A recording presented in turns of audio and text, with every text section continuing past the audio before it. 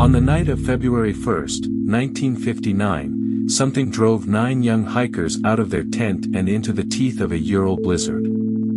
Weeks later, searchers crested a bare slope on a mountain the local Monsey people called Kholat Syakhl, Dead Mountain. There they found the tent, half buried, sagging under snow.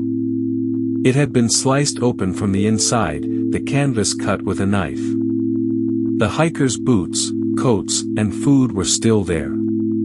The hikers were not. Leading away from the ruined tent, a line of footprints ran down the slope toward a distant tree line. Some prints were made by bare feet. Others by feet wrapped only in socks. In February, in the northern Urals, temperatures plunged far below -20. Whatever had happened inside that tent, 9 experienced mountaineers had abandoned their only shelter and walked, calmly it seemed, into a darkness that could kill an unprotected body in minutes. A mile below, beneath a tall cedar tree, the searchers found the first of them. 2 young men lay in their underwear near the ashes of a small fire, their hands burned, branches snapped off the cedar high above the ground. Others were scattered along the route back toward the tent, frozen mid-crawl, as if they had died trying to return. 9 skilled hikers were dead. And what emptied that tent has never been fully explained. They were not amateurs. Most were students or graduates of the Ural Polytechnical Institute, seasoned in winter treks across Soviet wilderness. Their leader was 23-year-old Igor Dyatlov, a gifted engineer who built his own radios and camp stoves. In late January 1959 the group set out for Mount Otorten, a demanding Category 3 route, the highest difficulty in Soviet mountaineering. 10 began the journey. They carried skis, diaries, and cameras, and they photographed nearly everything, leaving behind a record that would later be studied frame by frame. Then illness saved a life. One member, Yuri Yudin, fell sick and turned back, embracing his friends goodbye. He would be the only one to survive. The remaining 9 pressed on into worsening weather. Their cameras kept clicking, and on one roll of film, the very last frame ever taken has puzzled researchers for decades, a blurred, glowing smear against the dark. Was it a lens error, a mistake in developing? Or the last thing 9 people ever saw? Their route carried them through the ancestral hunting grounds of the Monsey, an indigenous people who knew these mountains intimately. The name of the peak beside their final camp, Kholat Syakhl, translates roughly to Dead Mountain, though the Monsey meant a place where nothing grows, not a place of death. For a group of confident young students chasing a summit, it was just a line on a map. In hindsight, it reads like a warning none of them could have heeded. On February 1st, the group climbed toward a high pass. Deep snow and driving wind slowed them, and instead of camping in the sheltered forest below, they pitched their tent on the exposed flank of Kholat Syakhl. Why they stopped there, on open ground, remains debated, perhaps to avoid losing hard-won altitude, perhaps caught by the storm. Their diaries and photos show an ordinary evening, dinner prepared, a satirical camp newsletter written, jokes about the cold.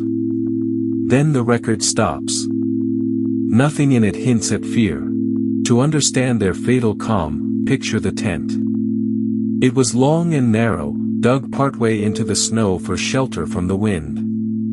Inside, 9 people lay shoulder to shoulder in the dark, boots off, drifting toward sleep after a brutal day's climb.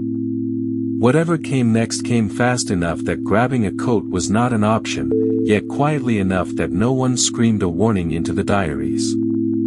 It arrived in the one blind window when they were most helpless, asleep. Sometime that night, all 9 cut their way out of the tent and fled downhill toward the trees, most without boots, some without coats. They did not leave through the entrance. They tore through the wall with a knife, the fastest way out, the act of people who could not afford even seconds. Experienced winter hikers know that leaving shelter half-dressed in a blizzard is a death sentence. They knew it too. And still they ran.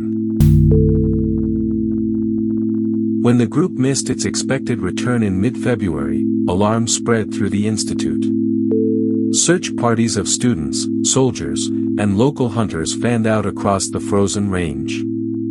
On February 26 they found the tent, and then the footprints, and then the bodies beneath the cedar. Near the tree lay Krivonischenko and Doroshenko. Strung out up the slope were Dyatlov, Kolmogorova, and Slobodin, all pointed back toward the tent they had fled. 5 were accounted for. 4 were still missing beneath the snow. The first 5 had died of hypothermia, the body's last fatal surrender to cold. It was a grim but familiar verdict. Yet small details refused to fit. Slobodin had a fractured skull. The fire under the cedar had been desperate and strange, its builders too weak or too frozen to gather proper wood. And the question hung over everything: where were the other 4, and what had they seen that the first 5 had not? The scene the searchers pieced together was almost unbearable in its logic. The hikers had fled to the tree lean, the only cover for a mile. There they lit a fire and climbed the cedar, perhaps to look back toward the tent, snapping branches as they went. As the cold took the weakest first, the others stripped clothing from the dead and tried to make their way back uphill. Some got only a few steps. The footprints told a story of people fighting, methodically, to survive. The answer waited until May, when the thaw finally released the last 4 bodies from a snow-filled ravine deep in the forest.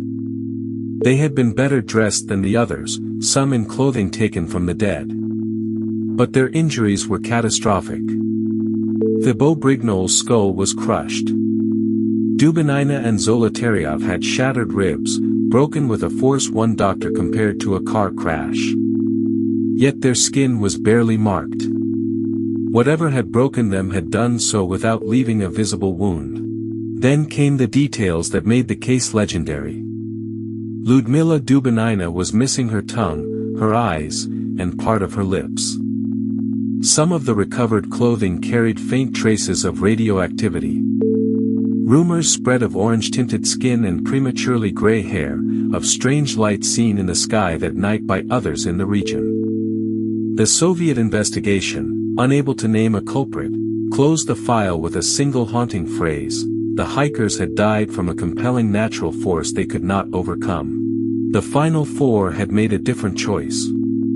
Instead of dying in the open like their friends, they pushed deeper into the forest and dug into a ravine, seeking shelter under the snowpack.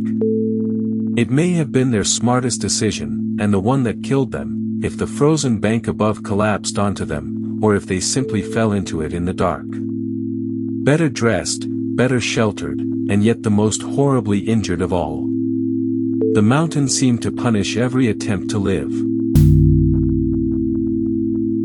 For 60 years, that phrase invited every possible explanation. A secret military weapons test. An escaped prisoner attack.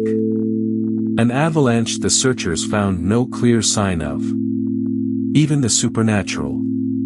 The missing tongue and eyes, so shocking at first, have a colder explanation. The bodies lay for months in running meltwater, and soft tissue is the first thing decay and scavengers remove. The radiation traced to a few garments most likely came from one hiker's work with luminous industrial paint. One by one, the ghosts were being explained away. In 2021, 2 scientists modeling the slope offered the most convincing account yet. A rare slab of hardened snow, they argued, could have built up above the tent, which the hikers had cut into the hillside, and released in the night, a small but crushing block sliding onto the sleepers. It would explain the car crash injuries with no surface wounds, and why 9 people slashed their way out and fled a shelter they believed was collapsing on them. As for that final glowing photograph, most likely an accidental exposure as a camera was packed away, not an omen at all. And yet even the avalanche model is a probability, not a proof. It cannot fully explain the fire, the barefoot walk, the choices made in those final hours, because the only witnesses lie in a cemetery in Ekaterinburg, and they left their diaries at dinner, before the story began.